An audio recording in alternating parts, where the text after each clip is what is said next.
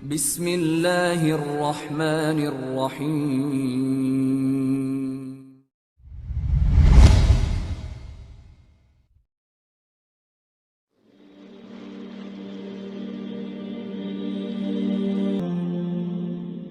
Jadi teman-teman, surga yang dijanjikan ini depan mata.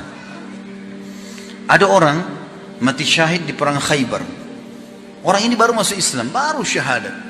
Rupanya waktu Nabi SAW dengan 1399 pasukan beliau, 1400 dengan beliau SAW mengepung benteng, berhasil menembus benteng Yahudi. Ada 9 benteng, yang pertama tembus.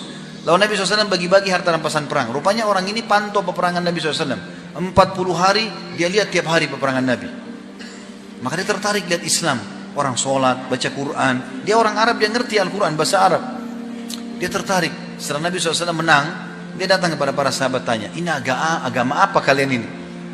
Kata dijelaskan oleh para sahabat, ini agama Islam, di bawah itu adalah utusan Allah gini. Dia tertarik, dia mau masuk Islam. Kata para sahabat, langsung aja ke Rasulullah SAW, di depan tuh. Nabi SAW lagi bagi-bagi harta rampasan perang. Setelah dibagi-bagi, atau sementara dibagi-bagi, orang ini mengatakan, ya Rasulullah, saya seseorang dari suku Arab Badui, tertarik dengan agama Islam, saya ingin masuk Islam. Kata Nabi SAW, baiklah. Asyhadu an la ilaha illallah wa anna Muhammad Rasulullah. Sederhana, 2 kalimat. Syahadat dia. Lalu kata Nabi SAW kepada orang yang sedang membantu beliau bagi-bagi harta rampasan perang, kasih juga orang ini. Karena dia hadir pada pembagian harta perang. Bagi. Kata orang itu, ya Rasulullah, saya masuk Islam bukan untuk ini. Saya udah biasa hidup susah di padang pasir, saya nggak mau harta. Saya mendengar teman-teman Anda berkata, kalian datang ke sini untuk mati dan masuk surga. Dibunuh sama orang kafir, masuk surga. Apa benar ya Rasulullah? Iya benar. Kalau begitu ya Rasulullah, yang saya ingin satu saja. Panahnya orang Yahudi ini kena di sini, tembus di sini. Dia tunjuk titiknya di sebelah kiri dadanya. Kena di sini, tembus di sini. Kata Nabi SAW, kalau kau jujur, tulus, Allah kasih kau itu. Sudah. Akhirnya dia pergi. Dia gabung sama pasukan umat Islam. Nabi SAW bagi rampasan perang. Nabi suruh gerak pasukan, ayo ke benteng yang kedua, kepung nih.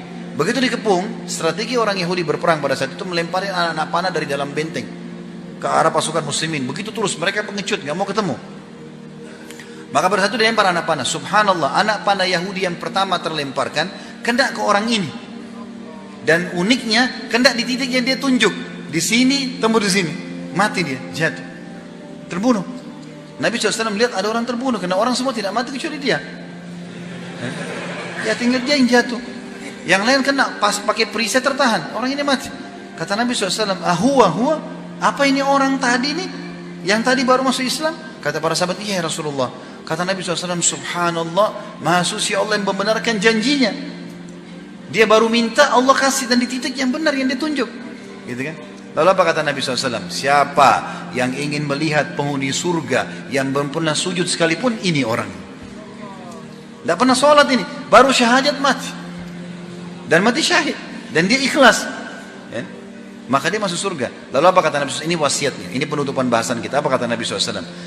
Ingatlah, sesungguhnya surga seseorang di antara kalian lebih dekat daripada tali sendalnya. Azan, sholat, ada orang tua bakti, ada celengan masjid sedekah. Itu aja kok. Amal-amal soleh yang sudah kita tahu. Itu mati masuk surga. Masuk surga. Dan ingatlah, seseorang di antara kalian lebih dekat dengan nerakanya dari tali sendalnya. Hati-hati. Ke diskotik, mabuk-mabuk, ke karaoke, keluar tabrakan mati. Masuk neraka. Lebih dekat dari tali sendalnya. Dan ingat teman-teman, orang yang baik, orang yang soleh, Allah buat manusia suka. Allah suka dia. Dikasih pahala banyak. Allah juga buat manusia suka. Kalau kita baik, asal antum ikhlas ya. Bukan cuma performance saja, bukan cuma penampilan. Betul-betul apa yang ada dalam zahir ini yang kelihatan, begitu dalam hati antum. Ikhlas kepada Allah. Allah akan buat itu efeknya besar. Orang pun akan suka sama kita. Allah suka, Allah kasih pahala, Allah juga buat orang-orang suka. Yang suka kita orang-orang yang soleh seperti kita tentunya. Orang yang fasik tidak bakal suka.